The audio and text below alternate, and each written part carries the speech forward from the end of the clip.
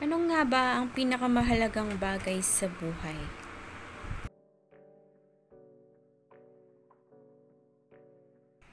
Isang matalinong matandang lalaki ang tinanong ng isang batang lalaki. Anong pinakamahalagang bagay sa buhay? Sumagot ang matanda. Hindi pera, hindi rin kasikatan o kapangyarihan. Ang pinakamahalagang bagay sa buhay ay oras. Naguluhan ng bata.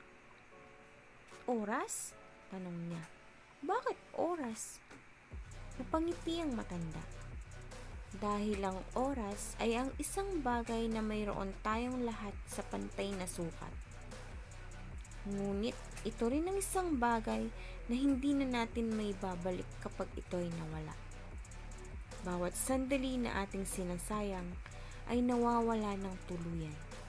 Bawat sandali na ginagamit natin ng matalino ay isang regalo sa ating sarili at sa iba.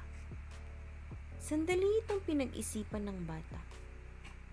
Ngunit, paano tungkol sa pera? Tanong niya. Hindi ba pwedeng bumili na lang tayo ng mas maraming oras gamit ang pera?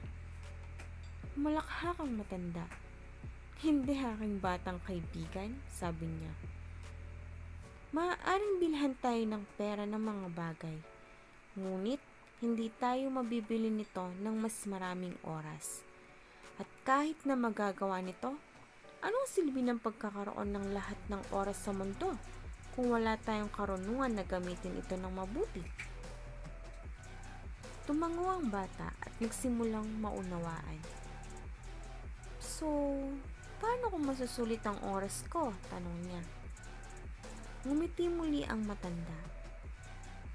Iyon ay isang katanungan para sa mga may edad, sabi niya. Ngunit narito ang isang pahiwatig. Ang susi upang sulitin ang iyong oras ay gamitin ito para magkaroon ng positibong epekto sa mundo, sa paligid mo.